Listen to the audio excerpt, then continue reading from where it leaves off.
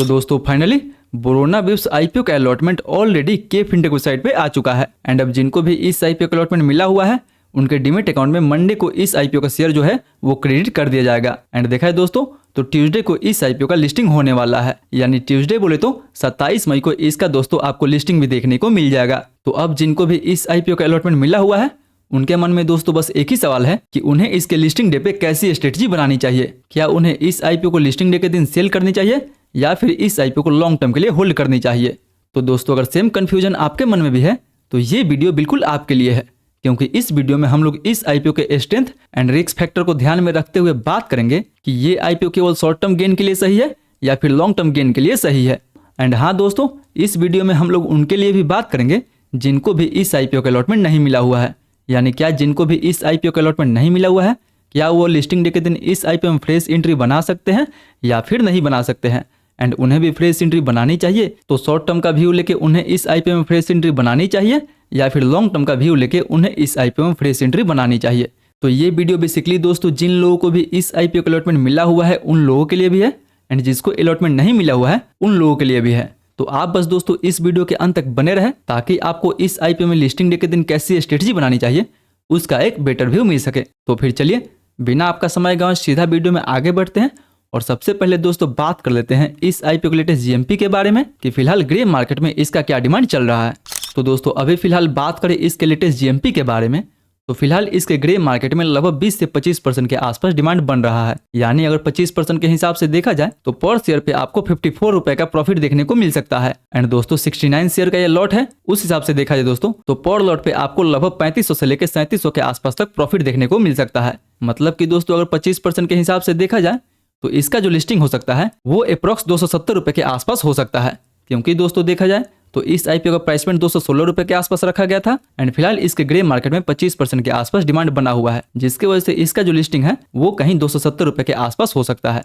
But दोस्तों as I always remind you कि हमें किसी भी आईपीओ के उसके जीएमपी पे बुरा विश्वास नहीं करनी चाहिए, क्योंकि जीएमपी एक टेंटेटिव गेन होता है जो मार्केट के सिचुएशंस के अनुसार कभी भी ऊपर नीचे हो सकता है। सो मे भी इसका लिस्टिंग 25% के ऊपर भी हो सकता है या फिर 20% के नीचे भी हो सकता है।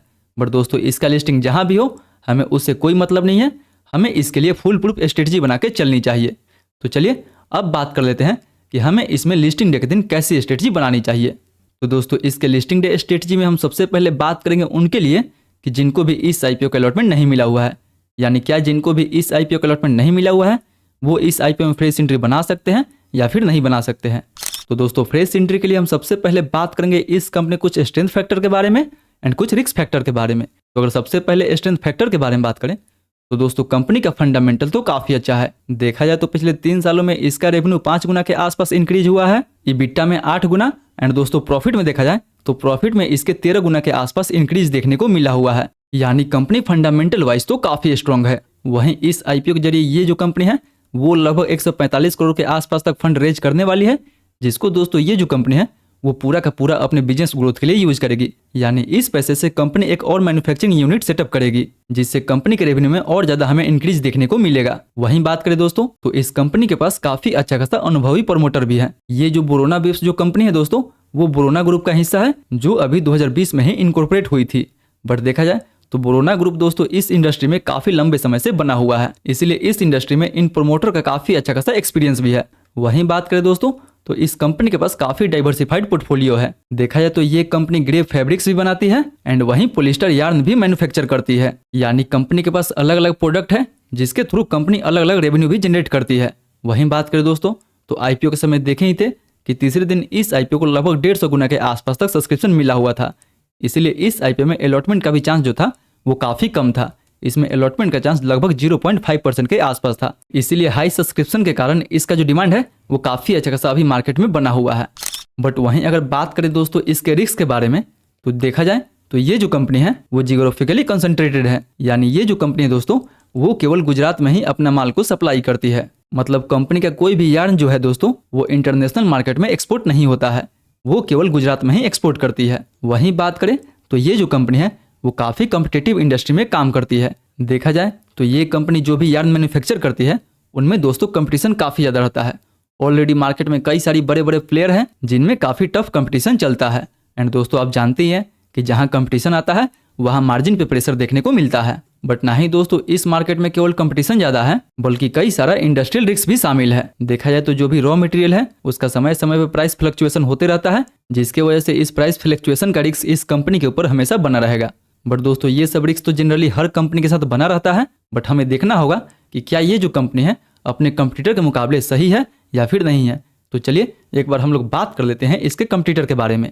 तो दोस्तों यहाँ पे आप इसके कंपटीटर को देख सकते हैं, जैसे KPR मिल हो गया, वर्धमान टेक्सटाइल हो गया, अरविंद लिमिटेड हो गया, जिंदल वर्ल्ड वाइड हो गया। यहाँ पे देख सकते हैं कि रेवेन्यू वाइज तो ये कंपनी काफ़ी छोटी कंपनी है, बट कंपनी का EBITDA, profit margin and ROE काफ़ी हाई है, यानी अभी तो ये कंपनी अपने आप को काफ़ी अच्छा खासा मैनेज कर रही है। बट आगे दोस्तों ये देखना होगा कि ये इसी EBITDA मार्जिन को, इसी प्रॉफिट मार्जिन को आगे कंटिन्यू कर रही है या फिर नहीं कर रही है, क्योंकि दोस्तों जनरली जो भी छोटी कंपनी है वो तो काफ़ी जल्दी ग्रो होती है एंड जैसे ही एक सर्टेन लेवल पे पहुंचती है वहाँ पे ग्रोथ काफ़ी धीमे हो जाता है। बट देखा जाए तो स्टिल ये कंपनी अपने स्टार्टिंग फेज में है, तो हमें काफ़ी अच्छा खासा एडवांटेज भी मिल जाता है। इसीलिए फिलहाल अभी तक देखा जाए तो कंपनी अपने कंपटीटर के मुकाबले काफ़ी अच्छा खासा नजर आ रही है।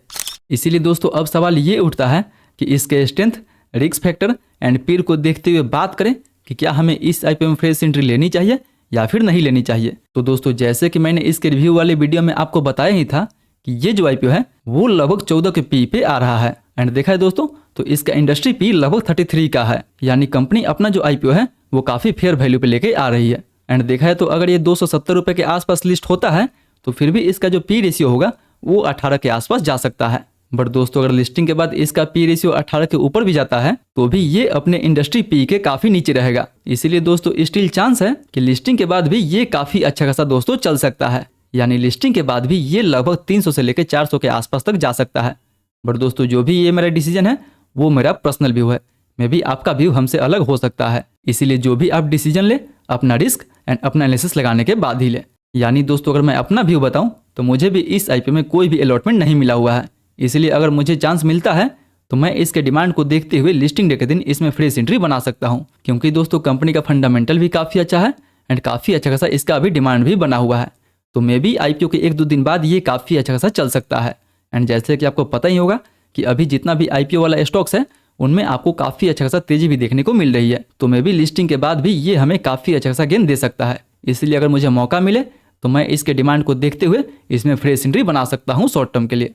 वहीं अब बात कर लेते दोस्तों उनके लिए कि जिनको भी इस IPO का अलॉटमेंट मिला हुआ है उन्हें क्या करनी चाहिए इस IPO में। क्या उन्हें लिस्टिंग डे के दिन इस IPO को सेल कर देनी चाहिए या फिर इस IPO को लॉन्ग टर्म के लिए होल्ड रखनी चाहिए।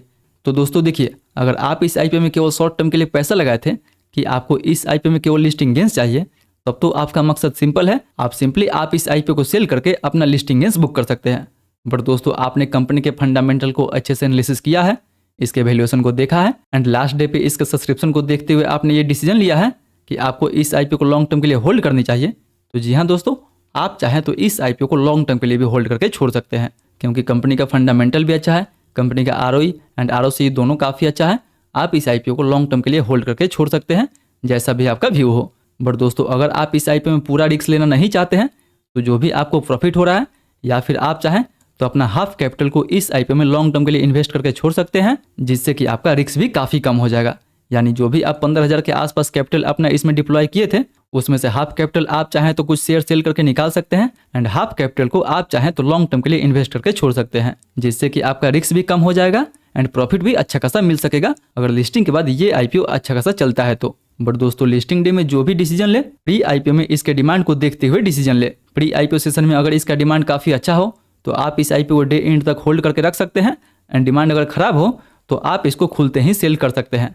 बट दोस्तों अगर आप भी चाहते हैं हमारे साथ मिलकर प्री IPO सेशन में इस IPO का एनालिसिस करना तो मेक श्योर कि आप हमारे टेलीग्राम ग्रुप से जरूर जुड़ जाए, क्योंकि वहाँ पे हम लोग हर IPO के प्री IPO सेशन में ही एनालाइज करते हैं एंड देखते हैं कि उस IPO का डिमांड कैसा है, क्या उसे हमें खुलते ही बेच देनी चाहिए या फिर डे एंड तक हमें होल्ड करके रखनी चाहिए। तो अगर आप भी हमारे साथ मिलकर इस IPO का प्री IPO सेशन में ही अच्छे से एनालिसिस करना चाहते हैं तो मेक श्योर कि नीचे डिस्क्रिप्शन में लिंक दिया हुआ है, वहाँ से आप हमारे टेलीग्राम ग्रुप को जरूर ज्वाइन करें ताकि आप लिस्टिंग डे पे एक अच्छा स्ट्रेटजी बना सके। बाकी बात दोस्तों जिनको अलॉटमेंट मिला हुआ है वो नीचे हमें कमेंट करके बताएं कि वो इस IPO को लॉन्ग टर्म के लिए होल्ड करने वाले हैं या फिर लिस्टिंग गेंस लेकर निकलने वाले हैं। एंड जिनको भी इस IPO का अलॉटमेंट नहीं मिला हुआ है वो भी हमें बताएं कि कौन कौन इसमें फ्रेश एंट्री बनाने वाला है। तो आई होप दोस्तों आज का वीडियो आपको काफ़ी इन्फॉर्मेटिव लगा होगा। अगर वीडियो अच्छा लगे तो वीडियो को लाइक करें, चैनल को सब्सक्राइब करें एंड जो भी आपका सवाल है मेक श्योर नीचे हमें कमेंट करके जरूर पूछें। मैं कोशिश करूंगा कि आपके सवाल का जल्द से जल्द रिप्लाई दे सकूं।